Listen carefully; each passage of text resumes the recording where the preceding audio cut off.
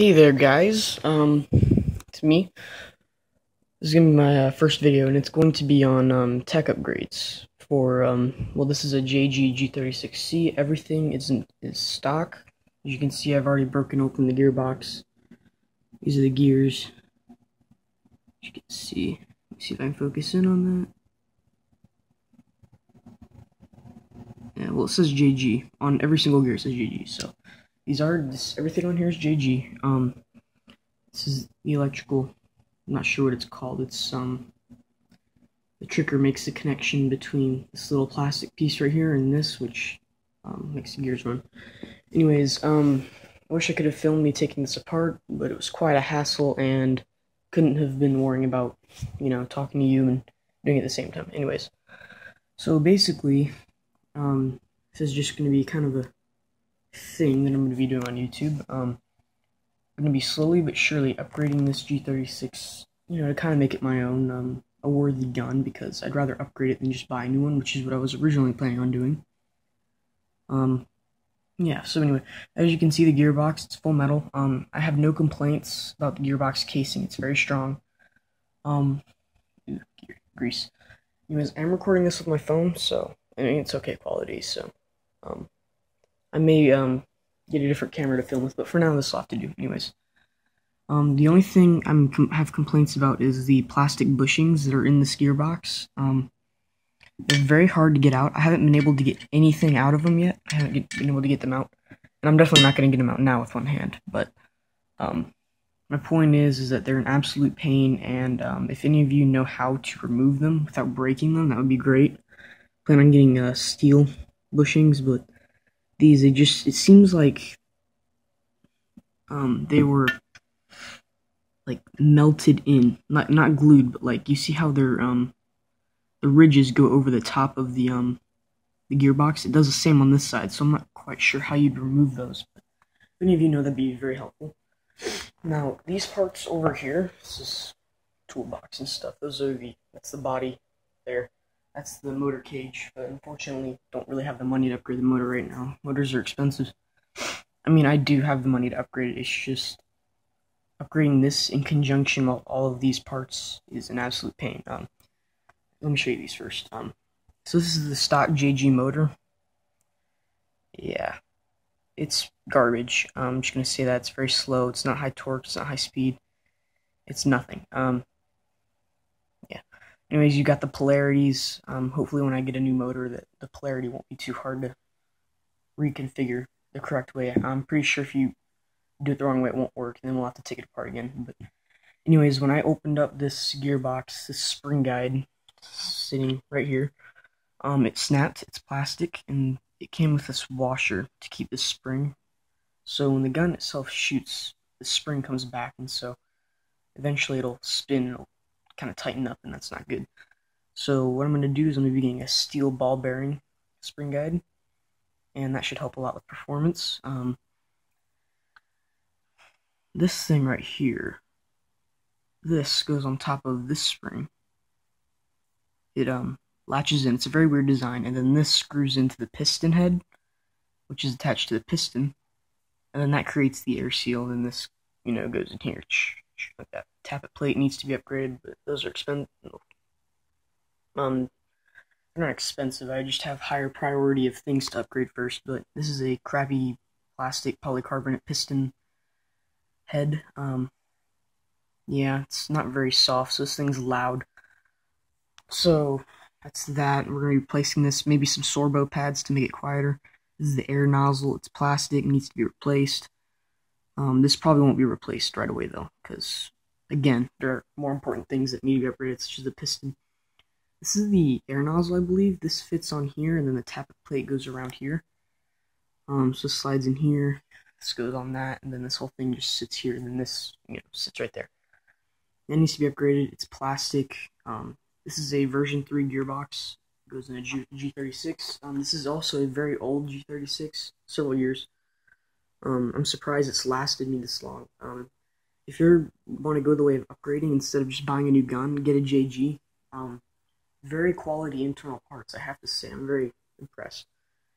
The gears are very strong. There's like no stripping on them, and I haven't never opened this thing up before now.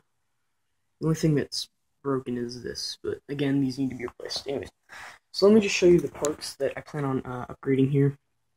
I'm going on e-bike because I don't really care where I get this stuff from. Getting this aim top Hellfire high-speed piston with metal teeth strip for Airsoft AG gearbox. Also, I'm fairly certain that this piston tooth slips out. So when we adjust the angle of alignment with this and the I believe this is the bevel gear. This is a spur. I'm not sure what this is called, but I'm fairly certain this is the bevel gear. When we adjust the angle of alignment with the bevel gear, it will be much easier to shave off that last tooth if it's not already shaved off from the manufacturer. So this is a bearing, cylinder, and gear lubricant set. Definitely going to need that because I cleaned off all the old factory grease. Very nasty stuff. If you're going to get a JG and you know what you're doing, go ahead and take this thing apart. Make sure you do your research beforehand. I wish I had done a little bit more because it's going to be a pain to put back together. Also, when I took this apart, this is the outside shell of the gearbox. I made sure to lay the things out in the order of which it was taken out, like where it goes, so that I don't forget and the screws don't get misplaced. Also, you have to be very careful. There are washers that go with the screws into the thing. You have to be very careful. If you lose that, it's not going to be good. Anyway, so this is some, grease and lube and stuff for the gearbox, which I need. Yeah, pretty good deal. $12 for 3 sets of grease. Really need that. Now here's some shims. The shimming job on my G36 was absolutely terrible compared to some of the jobs that I've seen. I mean, it's a 50-50 with the JG. Either your shim job is going to be good or it's going to be absolute garbage. So you have to watch out for that. I'm getting a 60-piece Hawk Arms gearbox shim set. Those are steel shims, I believe, so they're not going to decay or decay over time like the original shims that came on here are. I believe these are copper. You're going to want to replace these because what's going to happen with these is they're going to, over time, they're going to wear down, which means the shimming is going to go from good factory shimming to garbage shimming because it's when these wear down, the height gets adjusted.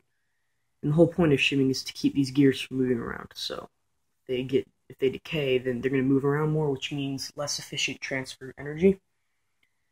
Now here's a version 3 CNC steel ball bearing spring guide for Airsoft AG, AK, and G36 series.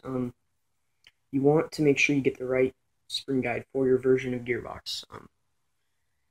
If you don't, it's not going to work. It'll either be too long or too short, depending on which one you get.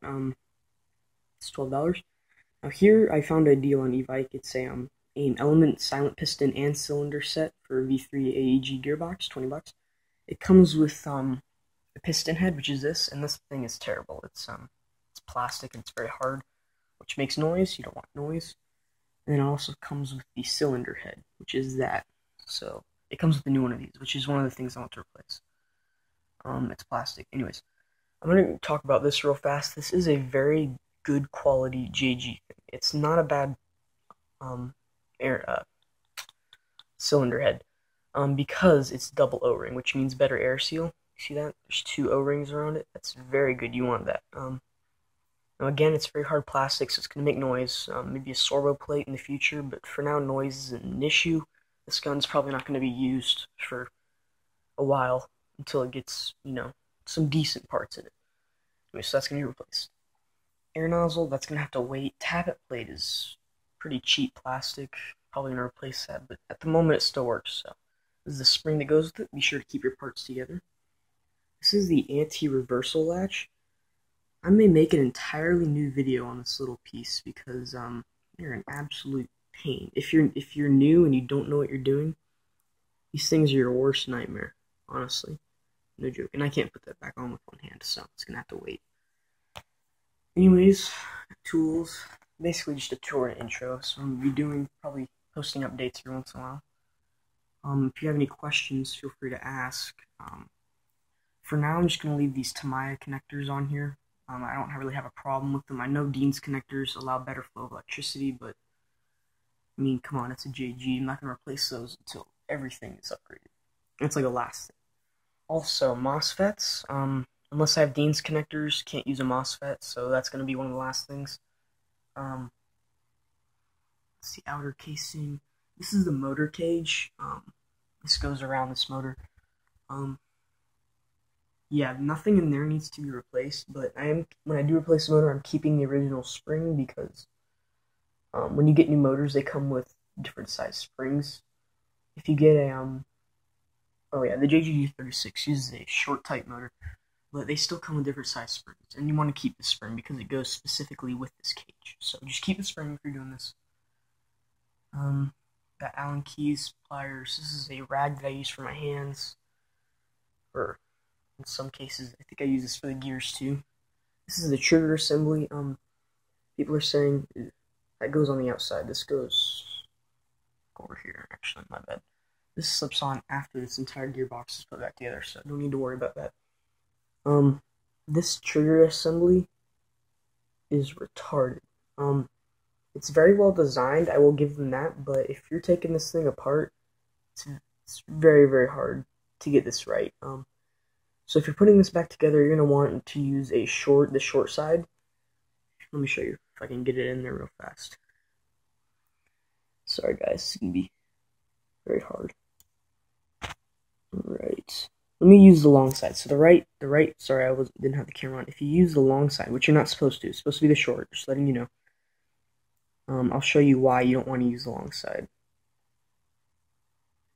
Let me get it in there, come on. Where's that little hole? I don't want to put the camera down because I hate it when people do that and can't see anything. There we go. Alright, so it's in. Okay, so let's see if I can hold this and then lift up the gearbox. You see that spike that's sticking out? That's the spring. You don't want that. By the way, that's the selector plate. That also needs to be replaced, but I'm not going to mess with that right now. You see how long that thing is sticking out of there? I'm sorry, I'm using my phone camera, by the way. There we go. You see how long that sticks out? You do not want that. That's going to get in the way when you slip the gearbox back onto that. So make sure you use the short side. And then I'll make a whole nother video on the trigger assembly because it's very easy. It's just you need to know what you're doing.